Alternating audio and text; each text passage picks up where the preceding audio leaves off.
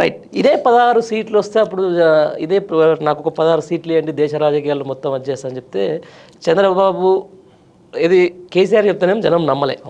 ఈరోజు చంద్రబాబు అదే 16 సీట్లతోటి ఒక దేశంలోనే నెంబర్ 1 నాయకుడు అయిపోయిండు. ఆ స్థాయిలోనే ఇవాళ హైదరాబాద్ కూడా వచ్చి దర్జాగా ఆ పార్టీ ఆఫీసు మళ్ళీ ఏమంటారు దాన్ని గేట్లు తీసిండు. మళ్ళీ ఇక్కడ పార్టీని టీడీపీ పార్టీని కూడా యాక్టివేట్ చేస్తూ ఉంటుంది. దీన్ని ఎట్లా చూస్తారన్న?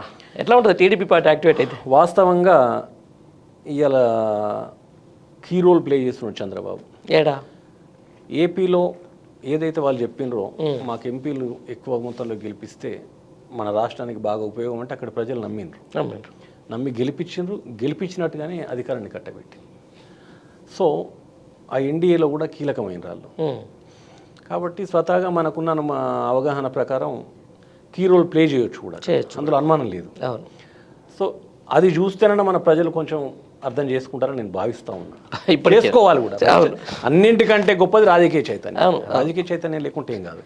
ఇంకొక విషయాన్ని గమనించాలి, తెలంగాణకు అత్యంత నష్టం చేసినటువంటి పార్టీలే తిరిగి మన నెత్తినెత్తుకున్నాం. మళ్ళీ 10 ఏళ్లల్లో తెలంగాణకు రావడానికి సుసుపోసుకున్న పార్టీలను ఇవాళ మన ప్రభుత్వాలు కూలగొట్టడానికి ప్రయత్నం చేసిన బీజేపీని కానీ, కాంగ్రెస్ పార్టీని కానీ, తెలుగుదేశం కానీ కేసీఆర్ గారు ముప్పు తిప్పలు పెట్టి 3 చీరలను నీళ్ళు తాగించి రాష్ట్రం మీద ఈగ వాలకుంట కాపాడినటువంటి గొప్ప సందర్భాలు చూసినాం. ఇవాళ యథేచ్ఛగా డోర్లన్నీ ఓపెన్ చేసి నపుంసక పాలన కొనసాగిస్తున్నాడు.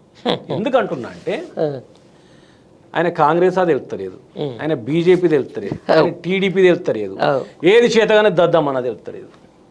మాటలేమో కోటలు దాటుతున్నాయి, పనులు మాత్రం గడప దాటుతలేవు. ఎందుకంటున్నా అంటే ఇవాళ చంద్రబాబు ఏపీకి ముఖ్యమంత్రి అయితే తెలంగాణలో ఊరంతా బ్యానర్లు కట్టి ఈ సంబరాలు చేసుడేంది? ఇవాళ ఆయన ఏపీకి తెలుగుదేశం పార్టీ తరపు నుంచి ఆయన ముఖ్యమంత్రి అయ్యాడు. ఆయన ఎన్డీఏ భాగస్వామ్యంలో వాళ్ళు ఉన్నారు. తెలంగాణ ప్రభుత్వం, తెలంగాణలో ప్రభుత్వం ఏర్పాటు చేసింది కాంగ్రెస్ పార్టీ, ఇండియా కూటమి. చంద్రబాబు ముఖ్యమంత్రి అయితే ఖమ్మంలో తుమ్మల నాగేశ్వరరావు సంబరాలు చేసుకుంటాడు. కాంగ్రెస్ కాంగ్రెస్ పార్టీ మంత్రిగా. అంటే ఈ ఎన్డీఏ భాగస్వామ్యంలో ఉన్నారా, కాంగ్రెస్ భాగస్వామ్యంలో ఉన్నారా, ఇలా నాయకుడు రాహుల్ గాంధీ, మోడీనా, అసలు వీళ్ళు ఎటు పోతున్నారు? ఇదంతా ఏమైనా బర్ల బ్రోకర్ల దందన అర్థమవుతలేదు. ఆయన వస్తే అహో ఓహో అని చెప్పేసి ఊరంతా సాటింపులు వేసినట్టు ఫ్లెక్సీలు, బ్యానర్లు, సప్పుళ్ళు, బాంబులు హంగామా చేస్తూ ఉన్నాడు. ఈయన పోయిన సంకనాకుతున్నాడు.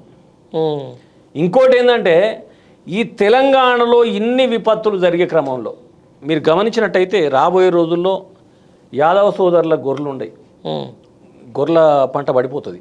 ఎందుకంటే గతంలో యాదవ సోదరులు చాలా అంటే చాలా వృద్ధి పొంది ఉన్నారు, వాళ్ళు మంచి గ్రోత్ వచ్చింది. బెస్తా ముదిరాజు సోదరులు కూడా విపరీతమైనటువంటి నీలి విప్లవం, ఆ చేపల దిగుబడి, వాళ్ళు కూడా అత్యంత శక్తివంతంగా తయారైంది. అన్నింటికంటే దేశానికి అన్నం పెట్టే రైతన్నలు ఇవాళ భారతదేశంలో ఒక నెంబర్ 1 స్థాయికి చేరుకున్నాం. మనం పెద్ద పెద్ద రాష్ట్రాలకు సైడ్ కొట్టినాం. మనం ఇది మన చిన్నప్పుడు స్కూళ్ళలో చదువుకునేటోళ్ళం, పంజాబ్ రాష్ట్రం మొదటి స్థానం, పంజాబ్ రాష్ట్రం అట్లాంటి రాష్ట్రానికి సైడ్ కొట్టిన స్థానం. ఇలా అవన్నీ నిర్వీర్యం అయిపోతూ ఉంటే ఇవాళ ఉద్యోగులు, నిరుద్యోగులు ప్రతి వర్గం రోడ్లెక్కి కొట్లాడుతూ ఉంటే ఈ ఘోషి అన్నట్టు ఎవడో విరిచిండట ఏపీలో. అక్కడ పులివెందులకు బై-ఎలక్షన్ వస్తుంది, ఇక పోయి నేను మొత్తం గ్రామాలన్నీ నేనే దత్తత తీసుకొని ఆ గ్రామాలలో తిరిగి గెలిపిస్తా.